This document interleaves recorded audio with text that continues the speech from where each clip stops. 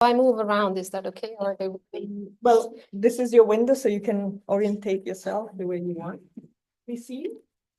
I'll use your screen to introduce you. Okay. Welcome everyone to this talk. Our speaker is Mariana Aubrist. She's a professor of multisensory interfaces at UCL Computer Science. And I'll let her talk about her latest projects. Thank you for being here. Thanks very much, Cecilia, for inviting me. I hope everyone online can hear me and see me. I really apologize already for moving around because I'm not one for standing. But anyway, if you want to see me in live, just visit me to UCL. Well, welcome everyone for coming today. And sorry for the delay. As always, technology is a little bit of an enabler, but sometimes also a blocker. And what I'm going to talk today is not about the challenges with audio and visual interfaces, but talking about multisensory interfaces which go beyond audiovisual, and particularly with an angle on health and well-being. And as Cecilia already said, I'm from UCL Computer Science Department with a focus on human-computer interaction, particularly multisensory interfaces, but the other part of my life, I'm also co-founder and CSO for Hint Labs, which is focusing on new digital scent technologies. So hopefully in the next, I think we have about half an hour. So I think in a half an hour, you might want to give me a hint because I tend to talk too much, but hopefully I give you a little bit of a taster of the research we are doing or the research I've done for over a decade now. And this is one of the, well, first of all, my favorite picture, because it shows the complete immersions we humans can have with our environment. And my question always is, how can we use touch, taste, and smell in order to create new interaction experiences? Why we do that and how we do that is obviously the challenge, but I think it enables us to create so many immersive, engaging, emotionally powerful experiences that I spend a lot of time trying to focus on them and trying to understand, well, how can we build the equivalent of headphones and speakers for our nose and for our tongue, and well, also use our sense of touch, which covers our whole body. And these are the kind of like three main areas. Audiovisual is not that I'm ignoring it, but I'm using what's out there because there are experts who are doing a lot of work around sound and also visual interfaces. What I'm trying to really understand is how can we push beyond that and shaping this field of multisensory human-computer interactions. And I listed a few of the early supporters of this research because when you're in a computer science department, I'm usually the alien in the room, not only because I'm always asking my head of department for a kitchen, yes, kitchen where you can store taste samples and smell samples, where you do experimental kind of research, but it's also because I'm doing a lot of research with humans, really trying to understand not only what kind of technologies, devices, interfaces we can build, but also how do people perceive those sensory stimulations and what are the resulting experiences we can then meaningfully integrate in various applications. And so it's quite nice. The original kind of support I got was from the Marie Curie Fellowship. So if ever you want to look for interesting postdoctoral funding opportunities, the Marie Curie Fellowship, I don't know, I think the UK is still eligible, was one of the best schemes that brought me from Austria to Newcastle University. I didn't understand Geordie at that time. I totally forgot this is recorded, so I should actually think about what I'm saying. Are you editing this up? Anyway, it was a great time in Newcastle. I really enjoyed it because I had 2 years of shaping what I wanted to do. And that's when I did my first studies around smell and taste and also touch. And when I say touch, I'm not talking about traditional vibrotactile stimulations, but I focused on non-contact touch using ultrasound stimulation. And then that kind of led into an ERC starting grant and then the Royal Academy of Engineering and some ERC proof of concepts, and also quite interestingly, some early blue sky investments from companies like Jaguar Land Rover, and then most Oculus, but also then most recently Sony. So someone who really believed in some of the vision I still have in realizing those multisensory experiences. I just show you a short video clip that summarizes the kind of array of combinations. It's not just the building, but also really engaging with users, but also with the wider public. So I hope you can hear the sound both online and here.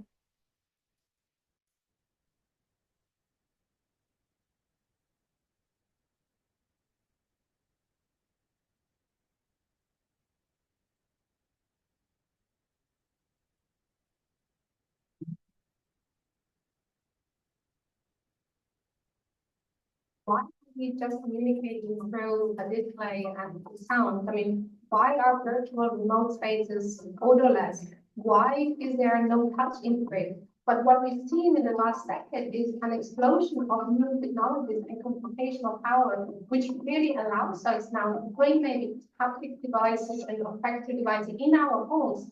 So in the future, I can actually smell, and I cannot just use my imagination, and maybe we can even taste it.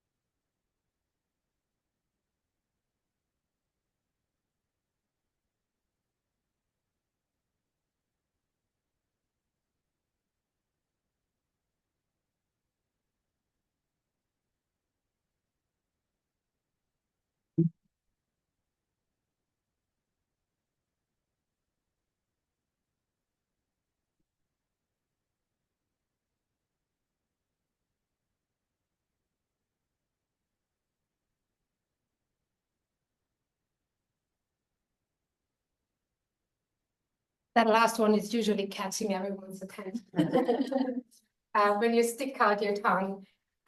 So this is obviously on itself may not make so much sense, but it just shows we build a lot of things, and a lot of what you have seen is over a decade of work with a lot of students and postdocs and collaborators really trying to think about how do we stimulate our different senses, that it's not awkward. Like, I mean, we all have seen tubes in your nose, in your mouth, and electrodes around your tongue. That's not the experiences and the interactions I imagine. So we build a lot on different kind of types of interfaces and devices when we think about multisensory experiences. And just if you want a coffee table read, this is the book with Carlos Velasco we wrote about the examples and the passions we have shared over like a decade working on this concept where the senses meet technologies. And in a month's time, we have edition 2 coming out. So Carlos and I are super excited about that because this was published we submitted in February 2020. And I think everyone knows what happened in March 2020. Everyone went under lockdown and things changed completely. And there was a digital transformation, which was much faster than anyone expected. So we kind of doubled the examples now, showcasing the importance of digitizing the senses when we are missing them, especially when we are living in isolation. And just to give you a kind of a snapshot of some of the ongoing research projects, I'm not going into all of them, but 3 of them I picked out. One is particularly on textile circularity, where we kind of integrating different disciplines. So it's led by the Royal College of Art, material science expertise with supply chain and consumer experiences, how to encourage consumers to be more mindful about what they are wearing, if it's sustainable, and creating a more circular textile experience. And Shu, who is also sitting here in the audience and lives in Cambridge, is working as a PhD student on that, applying also a lot of the machine learning, AI, and LM models in that particular context. So this is something where we recently created Farfalla, a multisensory virtual reality experience, really kind of enabling people to engage with fabrics through all the different senses and integrating all the different digital devices, both for touch and also smell. The second one is around smell care, thinking about like how can we help people to become more aware about their sense of smell and the importance of it, but also help them to rehabilitate their sense of smell if they lost it, but also help to train your nose. And that's something I will dive a little bit more into it in my talk, which is about first time kind of feasibility study combined funded by EPSSC and NIHR. And a more recent project is focused on sleep, where we try to kind of use scent to help improve the quality of sleep. And that's by Innovate UK together with Hint, our startup, to really kind of like try to use the technology we developed now over the years to integrate it into a full cycle. And I have already seen quite nice work here in the lab where I think there's a lot of interesting opportunities and crossovers. So the power of the sense of smell, and there's a lot which can be said about the sense of smell. And there are two things I really want to emphasize in this talk. And just again, I give you a bit of a flavor of what is ongoing, because I think we would need much more time to dive into its details. But the technology we developed enables two main areas. One is smell testing, and the other one is smell training. And I think in order to really understand the importance of this kind of technology-enabled approaches is also to understand why is our sense of smell important and how does it actually work. And I thought, well, I let an expert explain it because we made some nice videos for our smell care project. And one of our ENT surgeons is explaining how does our sense of smell work. So how do we smell? It all starts with a sniff. Our noses can discriminate 1 trillion odors. When we inhale an odor, it hits the nose and travels through olfactory nerve fibers to a structure called the olfactory bulb, where the information is analyzed for the first time before reaching the brain. In the brain, two cognitive processes emerge at the same time. One process aims to identify, label, and assess the odor's properties. For example, the smell of gas or chemicals can make us want to move closer or further away from specific objects as a result of our survival instincts. The other process aims to recall emotions and memories connected with that specific odor. This is the reason why smell plays a crucial role in social interactions, aiding in identifying family members, loved ones, influencing empathetic responses, and promoting efficient cognitive function. Smell is also closely tied to the way we enjoy food, to its role in detecting flavor. When we eat, scents from the food pass through the back of the throat into the nose to reach the nasal cavity, allowing us to smell and taste the food through this multisensory process. So here's a question for you. Has anyone tested their nose before? Okay, there are two people. Who tested their eyes? Okay, a few more. Okay, this is a young audience. I understand you don't have problems yet. Anyone hearing tested? 2. Okay, 3, 4. Okay, there's like uncertainty.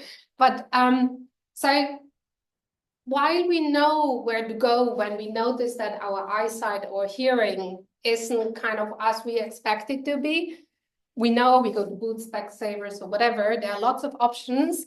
But when our sense of smell is impaired, first of all, we don't know, is it impaired or is it just normal? What is normal? And so that is one of the biggest challenges. And obviously COVID-19 brought a lot of awareness in the wider public about like the importance of the sense of smell, or actually when you're losing it, what it does to you.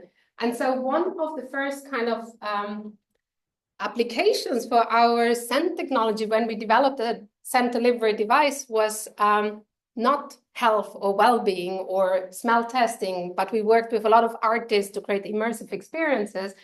But then at some point we were approached by Andreas Keller from Rockefeller University, from the neurogenetics group, who asked us about like the different digital ways of controlling scent. And so that's when we started looking into enabling a new diagnostic for our sense of smell. And why is this important? Because there are smell tests out there. They are like paper-based scratch and sniff, or scented pens where you can like hold them in front of you and you fill in like different kind of forms in order to understand how your sense of smell works. And that's kind of like very laborsome and analog, and you need kind of an administrator, a nurse to handle it. And there are different efforts to do that. However, what we wanted to do is kind of enable this digital kind of controlled scent testing. And that's what it took us a while. I think it took us over like 5 years from the start when we had the first discussion to really come up with a first technology-enabled smell testing approach, which was recently published last year in Communication Engineering journal, where we basically showcased how the device we have developed can now be integrated with a nice smell testing mechanism and the chemicals Rockefeller University, specifically SmellRS, has developed. And these are the people who really kind of were driving it from the beginning. There's Andreas Keller, Julian Heiss, who is now at Geneva University Hospital, and Emanuela Magioni, who was my postdoc at the time, but she's now leading the startup to kind of like move the technology out from the lab into real world applications. This is just showing a little kind of setup based in Geneva, where you have a participant. In this case, it's staged by a colleague, but they have like a simple user interface where they have 3 different buttons to compare the different scents and then make a selection. And there's a staircase process they are going through, and then there is the device which are delivering the scent. It's a 24-channel scent delivery device. So every single channel has 1 scent, which is delivered based on a predefined protocol. To give you a bit more details, if you want to dive into, you can see some of the inner working of this multi-channel scent delivery device, how it works. If you want to really dig into the details, I would suggest go and have a look at the paper or grab this person here, Richard Hopper. He is one of the engineers who worked with us for, now almost 5 years, right, Richard? On these details, on really making this a reliable and a digital controlled device where you can automatically deliver the different chemicals which are positioned, and then also the ratings from the users as well. What's quite exciting about this is that we tried different devices over the years. There was masks at the beginning, there were different kind of output devices, and then integrating them also in different output nozzles. But it all contributed to really optimizing the testing and also the reliability of the system. And I think something which really kind of then contributed to a lot of the results. Again, sorry, you don't need to read all that in detail, but it just demonstrates there are a lot of repeated measurements we've done, both Richard, Devash, but also we worked with Professor Florian Udrea from Cambridge University here to really optimize the scent delivery and also the reliability. So we did a lot of testing both for the individual channels over different times, but also the BID sensors to understand what is the output from the device, not just like the perception on the user side. We did different kind of temperature conditions and so on. So if you're interested in that, please reach out or dive into it, because I think there's a lot of things we have learned. But the most interesting part from the perspective of getting closer to having like a smell test available in the future is also the preliminary results we collected in Geneva Hospital, which demonstrates comparing our approach, which is digitally enabled, with a traditional analog sniff and stick approach where you have a scented pen put to your nose, that it's much faster. And that's something we realized working with a lot of clinicians, that speed and obviously reliable performance is extremely important, because when you go to your GP, they might have 10 minutes, 15 minutes for you. You need to be fast. And if you want to have kind of a smell test done, it needs to be fast. And so that is initial kind of preliminary results where you have seen the kind of improvement of time. And I should have explained what SmellS and SmellRS is. SmellRS is basically the startup from the Rockefeller University, where they developed the chemicals in order to facilitate the smell test. So typically smell tests with the pens or with the scratch and sniffs, they have smells we recognize, and they are culturally very distinct. You might have sauerkraut for Germany or some honeysuckles for the US and so on. But what they developed is chemicals and mixtures of chemicals which are unfamiliar to us. So you don't have these preconceptions or semantic associations to them, which makes it then a very interesting set of chemicals to work with and also test it cross-culturally. And so what we are currently still doing with Julian is to collect more normative data in Geneva Hospital to really see how the effect or the smell test is kind of like performing in healthy individuals, but also people with smell disorders. And so you have the SmellS, the sensitivity with the thresholds, but also the resolutions with the SmellR. And that's based on a paper they published before and PNAS as well. So this is just, I mean, I'm not a clinician, I'm not a neuroscientist, but one of the really exciting things when we started talking with Andreas and Julian was that olfactory perception is something which naturally declines as we age, but it's also increasingly recognized as an early biomarker for the development of neurodegenerative diseases like Parkinson. So, and that is even kind of the reduction of your olfactory perception is even detected before motor skills kind of disorders are detected. And so that's quite interesting. If we are able to integrate smell tests in regular health checks, this would allow earlier detection of a disease development and earlier treatment. It doesn't stop the disease, but it's an opportunity to really kind of push for. Obviously, it takes a lot of time to get this kind of tests approved and through the regulatory stages.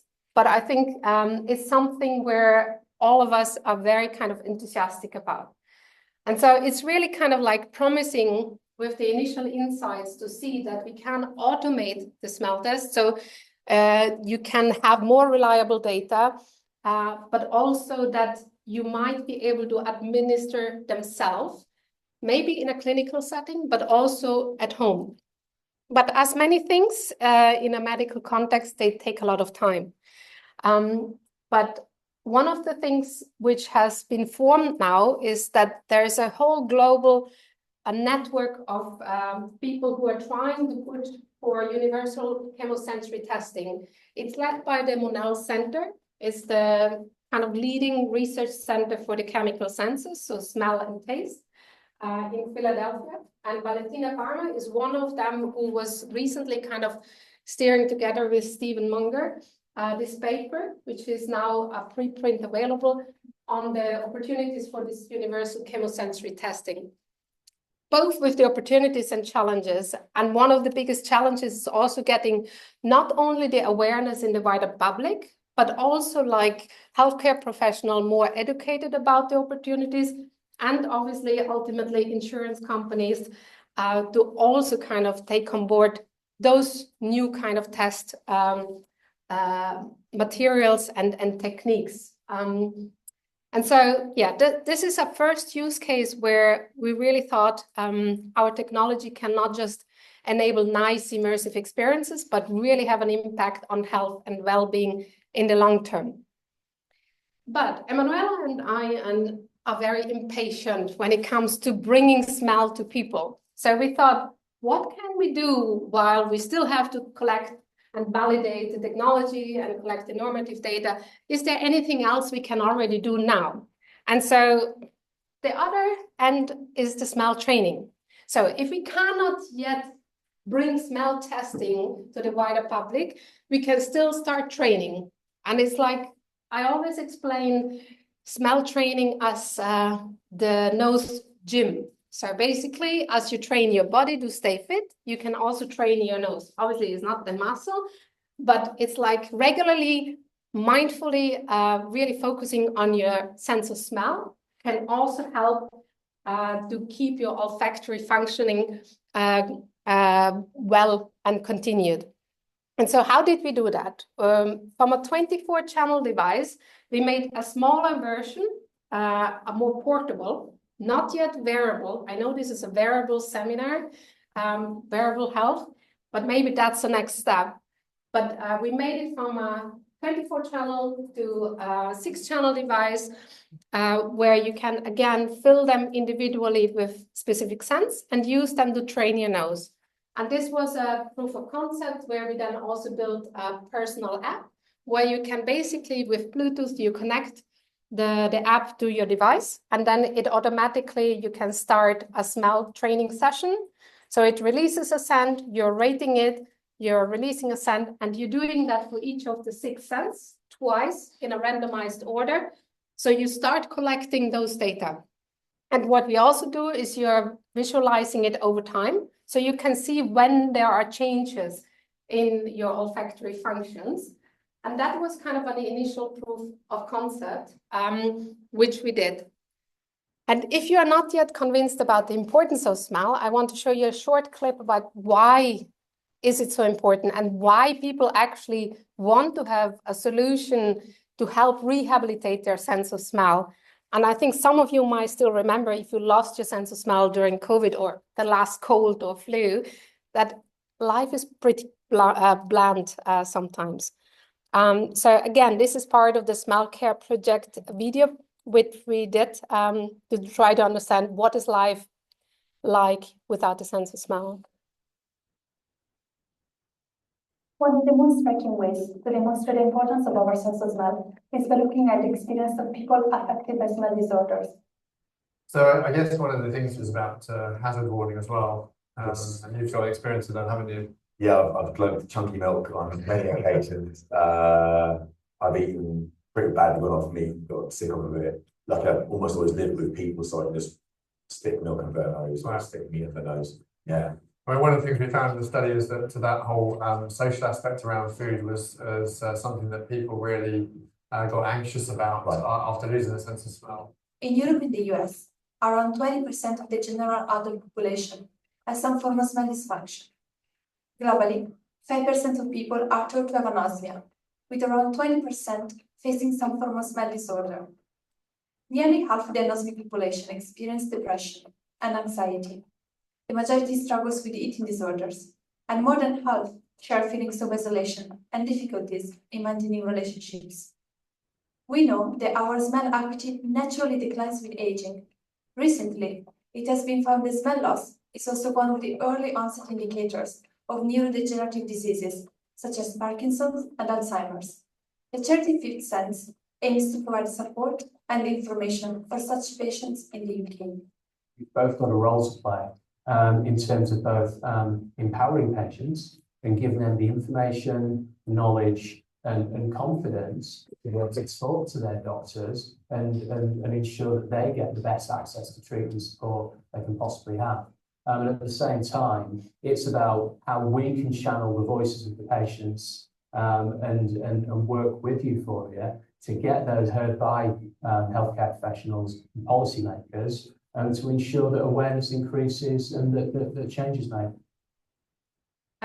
We were very lucky to work with both Duncan Burke, who is the lead for the charity Fifth Sense, but also Carl Philpott, who is professor at the medical school in Norwich at the University of East Anglia, and an ENT expert who founded the first smell and taste clinic in the UK, to really kind of like reach the people who don't have a sense of smell or have smell disorders. And there are various kind of like different types of disorders for the sense of smell. And that's something where a lot what I realized the first time when I presented at the charities event is that people don't realize there are other people who don't have a sense of smell. And we talked over coffee that you have a very great sense of smell, but others say they have a great sense of smell, but what is the reference point? We don't have the baseline. So that there's the kind of like question again for smell testing. When do I know I have to worry, or what is the kind of like comparison we are making? But there is definitely an opportunity to help us become more aware of our sense of smell through smell training. And so that was the smell care project we then started. If we have a technology developed, will people actually use it? Will people engage in daily digital smell training? Question, how many people came back from Christmas break and said, okay, I'm signing up for the gym? Okay, you don't need to disclose it, but I have done it in the past. It's like, I really need to lose weight. I come back from Italy, I was like, too much food, sign up for the gym, go once, maybe twice. And then it's like, whoa. Establishing a routine is really, really hard. And if you ask people, do invest 10 minutes a day for your nose, would you do it? 10 minutes. I don't see like, yeah, of course, no, we don't. 10 minutes is not a lot. I mean, we might spend it watching on social media, right? Or some other kind of stuff, but it's only 10 minutes. So we developed a solution for digital smell training where we ask you twice a day, spend maximum 5 minutes, train your nose. You have a device, you have the app, you just walk up, switch it on, smell nice smells, go away, and then continue your life. And even that seems to be very, very challenging. So what we tried to do is to actually deploy the technology in people's homes over 6 months to see how do people engage with this kind of digital smell training. And so we teamed up again with charities and also the medical school, but also the School of Architecture. So working with an architect to understand the space where people put technology in their home, where they position it, how can we then think about future integration of olfactory interfaces in the home as we use lighting, electricity, other kind of things. So it's not just half an hour, okay. I will try to be faster. So basically, we did that kind of a field deployment, and we focused on 2 main user groups, on the 65 plus, because we know with age, especially after 65, our senses and also including our sense of smell are naturally declining. So can we help people to counteract that kind of natural decline by staying fit? And the other one is 45 plus, which was a selection from the Fifth Sense charity, because these are people who lost their sense of smell, maybe through COVID or other kind of causes, to help them rehabilitate their sense of smell. And so what we then did is we created this technology probe for the deployment. This is just showing how the research went around London and Norwich, because that's the 2 test beds we have. We have the device there. There was an extra physical journal, because we also know from literature that especially the older adults, they also still prefer to keep a journal. So we had that. And we wanted to keep the app itself, the engagement with the device, very simple. So just switch it on, start the session, do the ratings, and you can close it. You can scroll through your ratings over the weeks and months. But we wanted to simplify it. So they had a small package, and also they always got some science bites at the end of every month to tell them a bit more about the latest research, the latest insights on smell and memories, smell and social interactions, and so on.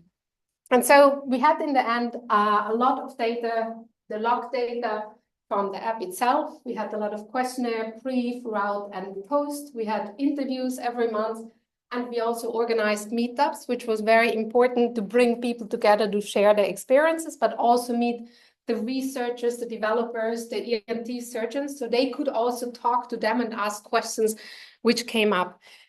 I can't tell you all the details about this because we are still finalizing the data analysis, and hopefully by the end of the month, we have everything written up and can then submit it for publication. But it's really from an initial kind of insights we are having, one of the most exciting results, and keep in mind, this is not a clinical trial, this is not a comparison, but the interesting insights is we had a very high adherence, which is over 70%, which is quite interesting for a field study, because a lot of people might also drop out or don't do it twice a day. So this was quite nice, and what you can see, there's a difference in the ages as well. If you're at 65 plus, I guess you have more time because you're not in a job and so on. There is a natural understanding of that, but we had a very high compliance with over 80% and still quite a good 60, almost 70% in the younger age group. And what we are currently going through is really trying to understand the barriers to digital smell training, but also the motivators. And there are a few, I just give you a few excerpts because I want to give some time to also for questions, but there are the typical ones, right? Life gets in the way. I mean, we just, with the best intentions sometimes, we cannot predict what every day will be like. And there are lots of disruptions from travel to health issues, family. Sometimes kids, they get sick, or the pets get sick, or they need to travel, or there is something urgent at work. And then even if you want to, at the evening when you come home, it's just 5 minutes, but you'd rather sit down on your sofa and watch a movie because you're just not up for it anymore. So there are lots of this kind of like routine disruptions, daily pressures, which we're exposed to. And so trying to really integrate it into the daily routines is quite a challenge. And so that's something where on the kind of like higher level, we are currently analyzing. But also the other unique thing with the sense of smell, well, it's not linear, right? It's like when you start signing up for a gym membership and you want to build up your muscle, a lot of time the gym or the personal trainer, whatever, they tell you, I mean, don't judge after 2 weeks, 3 weeks. You need to wait, right? First, you might lose weight, or I'm not good in gym anyway, but basically you have to give it time. So you need to be patient. And with the sense of smell, there is a lot of fluctuations. It's not linear. So you need to also allow for that, because sometimes maybe it's just because the weather is cold and your nose is a bit stuffy, or you ate something very spicy. And that all affects also your olfactory perception. So just because there is a dip in 1 week doesn't mean you suddenly need to be worried that your sense of smell is getting worse. It's just there might be something else. And often it's also stress and mental pressure that can affect your olfactory perception. So there are lots more to come. If you're interested, I'm happy to talk about it, but I'm aware of the time. But there are some really interesting insights also in the motivators of participants. And yes, there is some commitment to research, because they're really interested in supporting the novelty of this research, but also the kind of sensory engagement, and which was quite interesting in sense of that people said maybe, especially those with smell disorders, they might not see the improvement as other people have, but they said they've become more aware when they are walking around about the different smells in their environment. And some, I remember one participant saying once walked the same path as always and suddenly noticed a smell she didn't notice before, and she was happy. So it's that kind of like becoming also more mindful and open about the senses that surround us, and we just take them so much for granted. And also the bi-monthly meetings, so the kind of social interactions and contact with the community is very important. So just to, maybe I show you that one more video, just so you see how it actually works. Smell training offers a path to improve. Not this This one. involves actively engaging in different scents, ideally as part of our daily routine, as when we brush our teeth. But traditional methods like scent-soaked pens or jars of essential oils lack precision, control, and trackability. Enter our innovative digital solution. This cutting-edge device, developed by Own Widgets Limited, is part of the Smell Care project and features 6 scent channels and a companion app, allowing for a precise scent delivery, adherence tracking, and measurable progress. Now, close your eyes, take a deep breath, and remember what you might miss if you don't take care of your sense of smell. Such a deep voice. And these are really the people who do all the hard work. I'm just presenting it, but it's not possible without the hard work of many more people. And there are quite a few still missing.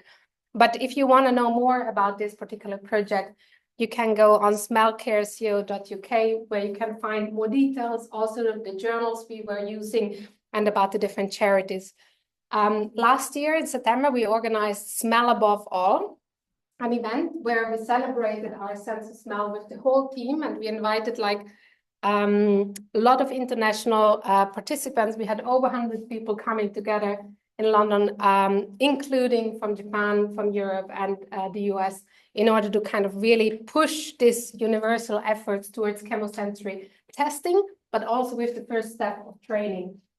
And so that is really also what we are now doing, establishing closer link with Japan, learning from the smell care culture, which exists much more in Eastern cultures, in Japan particularly, in order to see how can we create this kind of culture of smell care in Western culture, or what can we learn. And it feeds also in the projects we are now running around smell, bringing it into home, particularly into the bedroom, because that's where we focus at Hint on the improvement of sleep quality through scent. And one of the interesting things we learned also from smell care, from deploying the device in people's home, is a lot of time they put the technology in their bedroom and they do the training there, because it's something you can do when you get up and before you go to bed.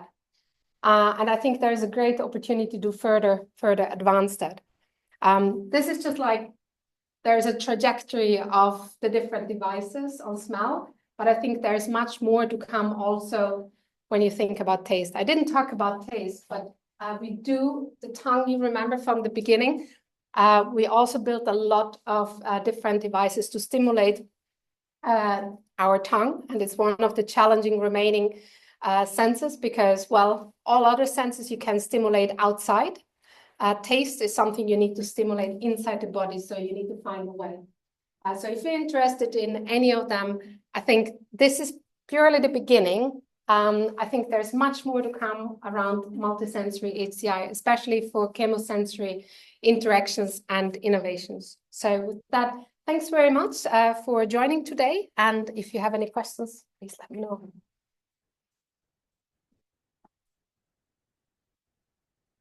Any questions in the audience? Yeah, is your hand up? I want to start. When you go for an eye test, you do that because you realize you can't see the board or you can't drive. Is there a certain range where people, why would people want to do as much? I have a completely heightened, and that leads to my second question, but I'll ask that later. But that's a really good point, because when you can't see, when you see blurred, you need to get an eye test. For hearing, the insurance, right? The insurance forces me to have regular tests. Exactly, depending on your profession as well. For smell, it's very difficult because we don't know what does it mean to have a normal sense of smell. I mean, because there are many people who say, I don't have a good sense of smell, but then they do maybe a sniff and stick test, and they're actually quite reliable or very, very good in discriminating and the different threshold tests they're doing there. And others, they said, well, I have a really good sense of smell, but when they do the test, they might not. So there is this kind of like, we don't quite know, but if you can... But I imagine a house insurance, like if I can't smell burn, I should have a higher premium. for the health insurance? Maybe. Well, that is obviously then the different concepts that might develop from it. If you can't smell, then maybe there is a problem. So the charity Fifth Sense works closely with Caden, the gas network company, to kind of bring the awareness to people's home, because many people don't know that they might not smell gas. Yeah. And I don't know if you've ever seen the vents. There's like, can you smell gas? Well, what if you can't smell gas? And so they're working on this kind of integration of new ways of helping people, both with maybe integrating some sensors or helping people to realize that. So my second question is that I smell too much. So for me, all this sensory, these companies with artificial perfumes just give me a headache often, and more than others don't even smell them, and I have to smell them too much. So I thought your technology could be used to moderate all that work, because it's wrong. They're often the wrong smells. Sorry, I have a lot of views on smell. No. I don't know if you've ever heard of this other side of the coin. Well, there is kind of sensory overload as well, and then there is also the opportunity for sensory suppression, right? So how can we, if we understand what your kind of like baseline is, and then we can adapt, either enhance or suppress, that would be ideal. But we don't know that yet, because also we are missing the data. So one thing is, which was quite interesting in the 6 months deployment, people started looking back at their 6 months, weeks, months, and so on, to understand, oh, how did they do? And they also saw differences when they were traveling, or when they had family over, or when there was stressful moments. So you get a much better understanding with those kind of tracking and monitoring events, like my Apple Watch. I mean, I constantly annoys me that I'm not walking enough, or don't. You can take it off. No, you can take that notification. But it's quite interesting to look back and see, right? Because it allows you to also be more reflective. If you don't have any form of representation, you don't even, you just take it for granted. It never comes to the surface. And I think that kind of engagement with that particular kind of data is quite interesting, but we need to also establish the data. So I have a question is now, for eye test, we have specific standards saying like, oh, I have a 1.2, some good eye. But for smell, do we have such standard, or is really personal, like it's like our emotional state? So and all the for example, you ask the participants, you give them questionnaire, so it's all based on such a questionnaire, so they can grade or level how much I like or dislike such smell. So that is kind of the label or the standard we're using for the smell test. yeah, absolutely. There is no standard. That's where this effort towards universal chemosensory testing, and it's a group of many organizations trying to push to get to that standard. Because the problem is, you have the kind of sniff and stick and other kind of the smell tests with the scratch and sniff, but they are very much self-reported, and it's like the exposure, how long do you hold it, and who is administering. So there are lots of issues with those as well. So how can we standardize, first of all, the procedure? When we then standardize the procedure, you can collect the data. When you have enough data, you can start creating a reference point, and then still, because smell is very subjective, you have your own kind of subjective line there, which you need to establish. Like, I'm sure you know much better for heart rate, there are certain kind of like reference points for your own heart rate. You can put it all in a mix, but then you just get some average. But if you look at the individual, then, and you capture that data for the individual, you can make a reference to what it should be. But then if you observe it over time, you can also start getting a much better understanding of you as an individual subject, and not just like generalize it. But yeah, it's not there yet, but it's something with the smell arrest tests they're trying to really achieve, especially using not semantically loaded chemical, because it's not culturally defined, but it's kind of like unfamiliar. And so you're just reacting if you perceive something and how much you perceive it, and then you enter it. Now you have Have you tried to look if the different smells can change the physiological parameter, like heart rate, stress, that? If they can. If they can, Yes. because I was speaking about like irritable, you know, you work around the house, you feel stress, heart rate goes up, and then your device automatically display a little bit. Rather than having the every 30 minutes from the airway. So yes, absolutely. I think when you showed me the earable before, I was like, okay, I want that, because that could be an interesting link with the smart training or other kind of real-time integration in your everyday life. And also, yes, you can. We know that the scent also kind of affects your heart rate, so it can calm you down or it can arouse you. So there are different chemicals which have different properties. And one of the things for sleep we're doing is we also try and identify these unique chemical mixtures in order to have that aspect covered. So it's really kind of like helping you to have your best quality of sleep, because again, it's very subjective. What does it mean? So you need to triangulate a lot of different data points in order to achieve that outcome. Okay, well, thank you very much. Thank you.